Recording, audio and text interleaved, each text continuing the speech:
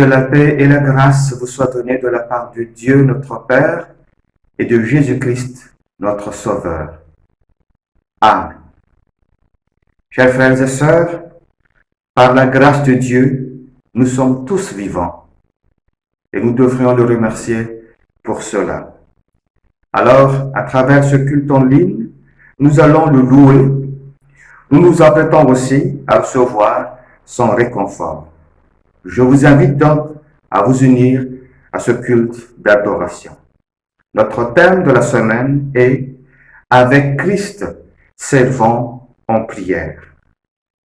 Prions. Père, Dieu notre Père en Jésus-Christ, nous venons à toi ce matin pour nous prosterner devant ton royaume. Nous te bénissons car tu es merveilleux.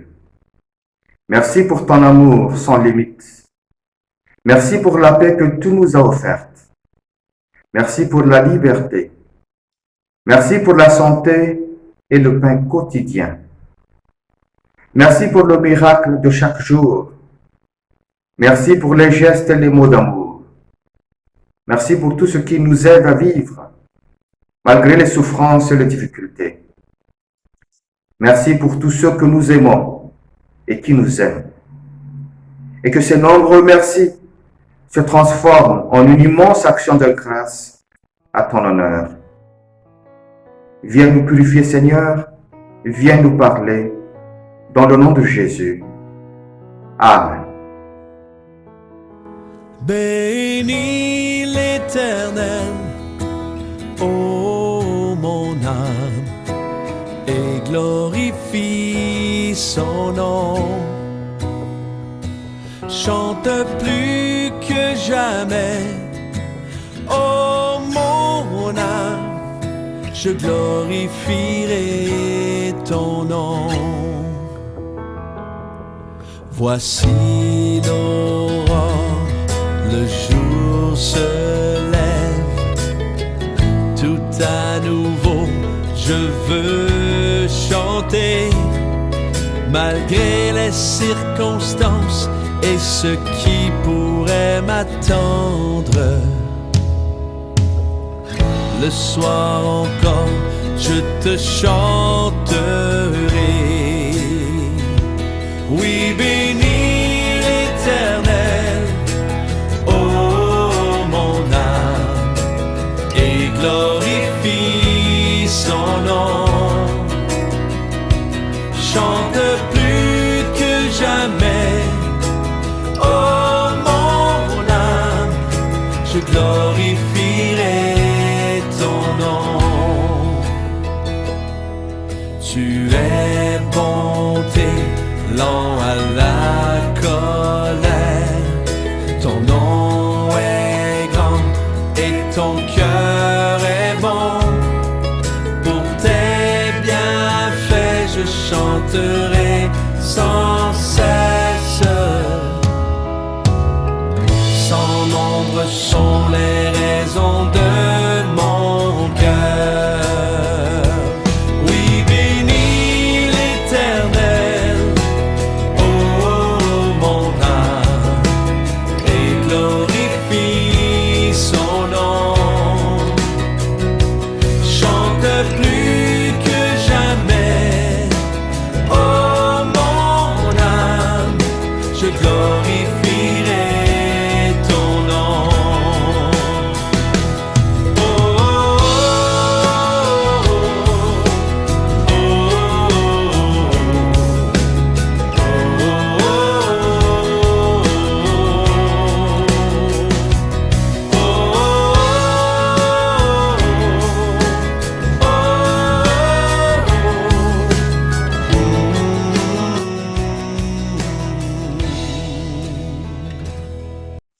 Notre lecture d'aujourd'hui se trouve dans l'épître de Jacques, chapitre 5, verset 13 à 20. Jacques, chapitre 5, verset 13 à 20. Au nom de Jésus. Quelqu'un parmi vous est-il dans la souffrance? Qu'il prie. Quelqu'un est-il heureux? Qu'il chante des louanges. L'un de vous est-il malade? Qu'il appelle les anciens de l'Église. Ceux-ci prieront pour lui et verseront quelques gouttes d'huile sur sa tête au nom du Seigneur.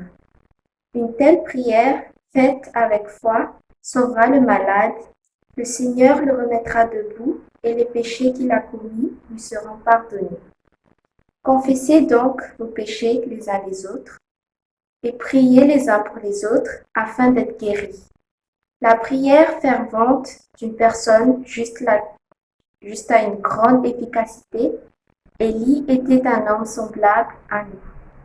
Il pria avec ardeur pour qu'il ne pleuve pas, et il ne tomba pas de pluie sur la terre pendant 3 ans et demi.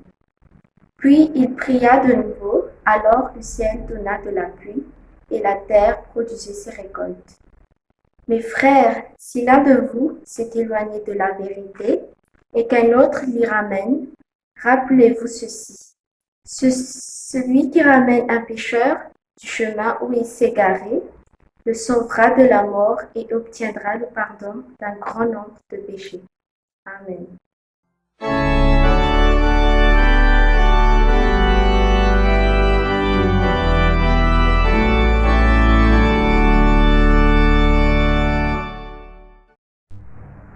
Chers amis, cette semaine, nous réfléchissons sur le thème « Avec Christ, servant en prière ». La prière, c'est notre arme secrète. Et Satan sait bien que la prière est puissante. Alors, dans la communauté, on pense surtout à nos prières d'intercession pour servir en prière. À travers l'épître de Jacques, chapitre 5, versets 13 à 20, nous allons voir comment servir en prière. Servir en prière, c'est d'abord intercéder pour toutes les circonstances. Intercéder pour toutes les circonstances. Il est dit au verset 13, « Quelqu'un parmi vous est-il dans la souffrance? Qu'il prie. Quelqu'un est-il dans la joie? Qu'il chante des cantiques. » On peut en effet résumer en deux les circonstances de la vie, les circonstances de souffrance et les circonstances de la joie. Et la parole de Dieu nous conseille de prier dans toutes les deux. Nous aussi, en tant que serviteurs de Dieu, nous devrions nous unir à nos frères et sœurs en Christ en toutes circonstances. Comme il est écrit dans Romains 12, 15, « Réjouissez-vous avec ceux qui se réjouissent, pleurez avec ceux qui pleurent. » Ça va de soi si nous sommes pratiquement de tout cœur avec eux. Surtout lorsqu'ils sont souffrants, comme le verset 14 le confirme, que les anciens prient pour lui en l'oignon d'huile au nom du Seigneur. L'onction d'huile n'est qu'une pratique liturgique de l'époque pour manifester la consécration ou l'intervention de Dieu. C'est la formalité, c'est le rite, mais l'essentiel, c'est de faire intervenir Dieu. Nous invitons effectivement Dieu à agir sur le souffrant en le portant en prière. Bien que nous allions à l'hôpital pour recevoir des soins médicaux, n'oublions pas de le porter en prière. Ensuite, servir en prière, c'est intercéder avec un cœur pur. Intercéder avec un cœur pur.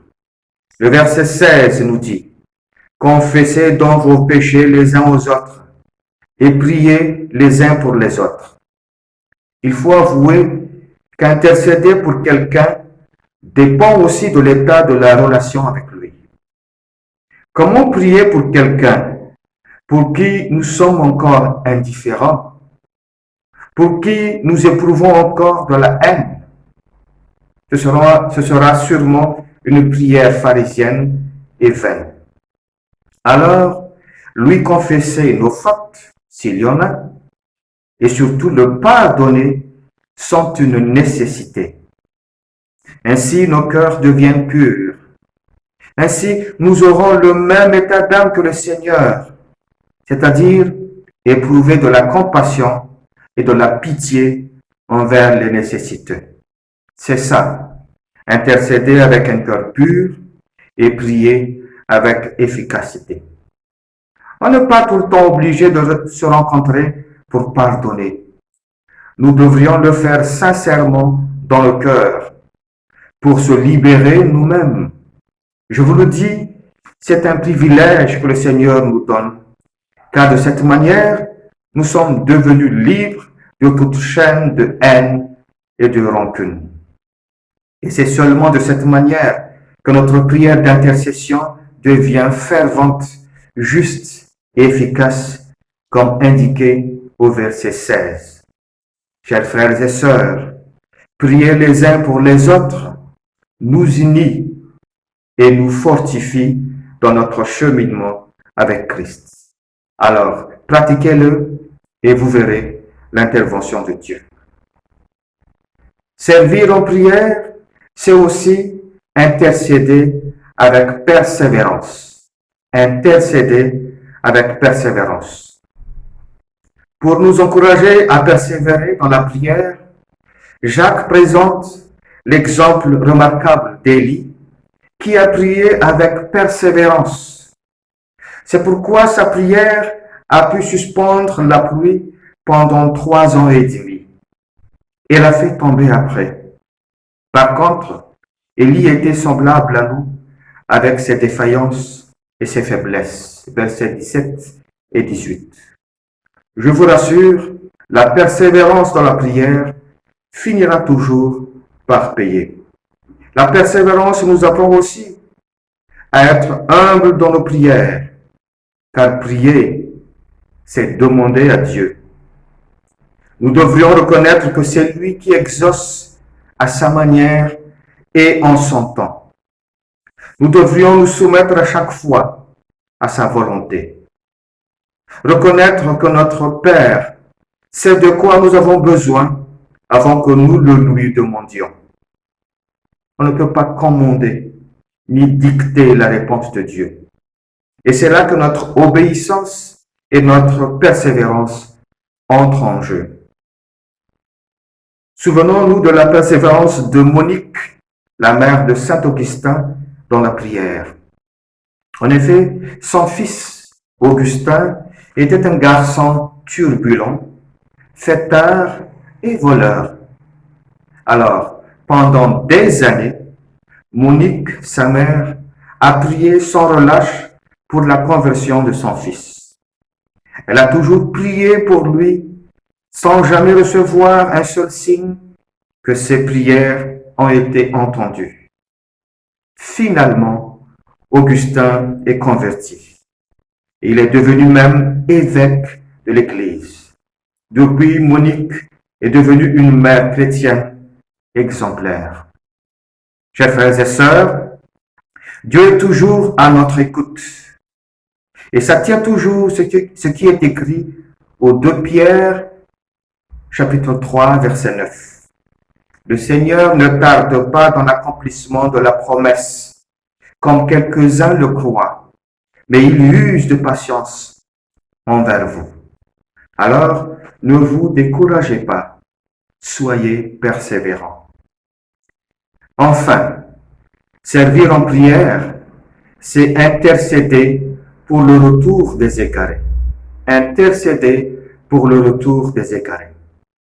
Il est écrit au verset 19 et 20. Mes frères, si quelqu'un parmi vous s'est égaré loin de la vérité, et qu'un autre l'y ramène, qu'il sache que celui qui ramènera un pécheur de la voie où il s'était égaré, sauvera une âme de la mort et couvrira une multitude de péchés. C'est toujours dans l'esprit de la prière d'intercession que l'on doit comprendre ces versets 19 et 20.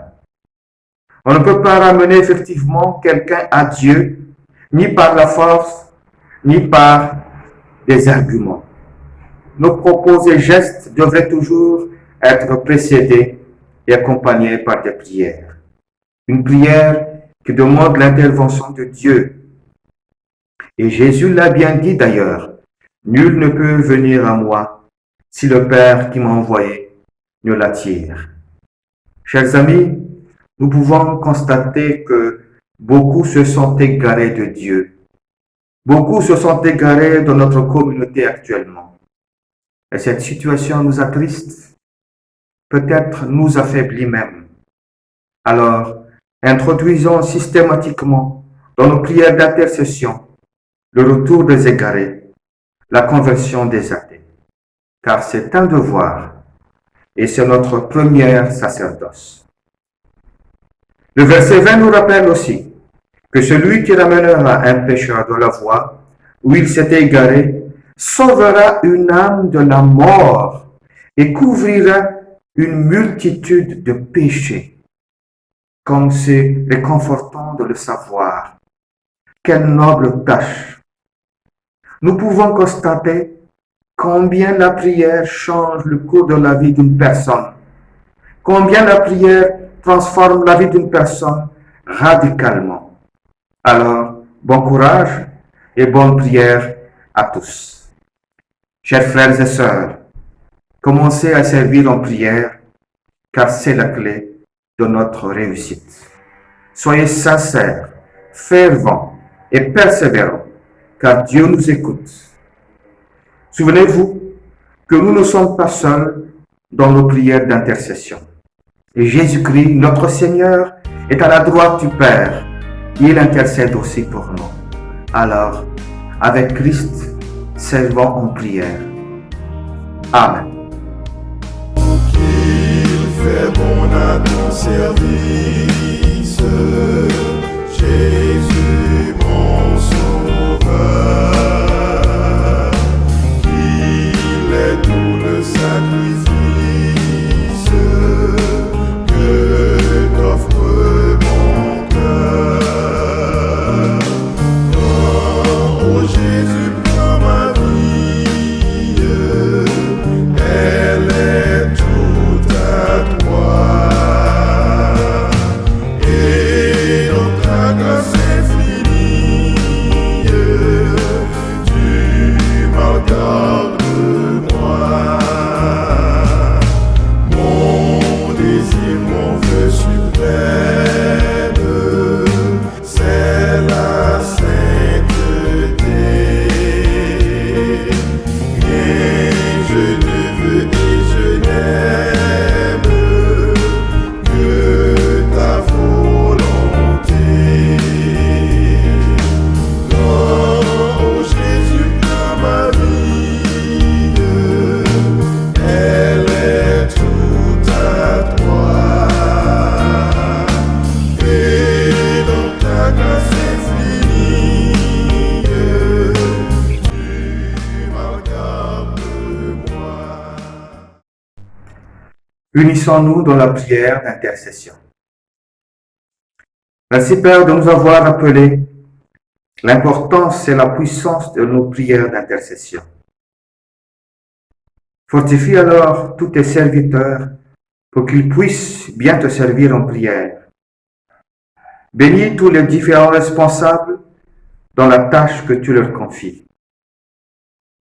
Nous intercédons spécialement pour Chantal Sissas. C'est toi qui l'as conçue, c'est toi qui l'as formée. Augmente sa foi et affermis son engagement. Permets-lui de recevoir ta consécration pour ton service. Et donne à sa famille aussi la foi et l'amour de ton Église. Veille Seigneur sur notre communauté. Faisons une Église qui manifeste ton nom et ton salut. Garde-nous des divisions et des rivalités. Et si nous en avons, viens restaurer notre unité. Veille sur ton Église universelle et prends soin de nos frères et sœurs qui sont persécutés à cause de leur foi partout dans le monde. Viens à leur secours, fortifie leur confiance en toi. Bénis aussi ceux qui les persécutent et fais-leur la grâce de se tourner vers toi. Nous implorons ta grâce pour toucher le cœur de ceux qui se sont égarés et surtout ceux qui ne reconnaissent pas encore ta seigneurie. Viens leur montrer ta miséricorde afin qu'ils reviennent à toi. Seigneur, veille sur notre monde qui souffre actuellement à cause de la pandémie de la COVID-19. Inspire les dirigeants dans ce monde à trouver les bonnes décisions qui s'imposent. Donne aux forces de l'ordre de remplir leurs tâches avec respect. Veille spécialement au corps médical afin qu'il accomplisse sa tâche avec amour et efficacité. Protège de ce virus tous les responsables médicaux. Maintenant, nous aimerions nous unir dans la prière que tu nous as enseignée et nous te disons, notre Père qui es aux cieux, que ton nom soit sanctifié, que ton règne vienne, que ta volonté soit faite sur la terre comme au ciel. Donne-nous aujourd'hui notre pain de ce jour. Pardonne-nous nos offenses, comme nous pardonnons aussi à ceux qui nous ont offensés. Et ne nous soumets pas à la tentation, mais délivre-nous du mal, car c'est à toi qu'appartiennent le règne, la puissance et la gloire pour les siècles des siècles. Amen. Recevez maintenant la bénédiction de Dieu. Que le Seigneur vous bénisse et vous protège. Que le Seigneur vous regarde avec bonté et vous accueille favorablement. Que le Seigneur vous manifeste sa bienveillance et vous accorde la paix. Amen.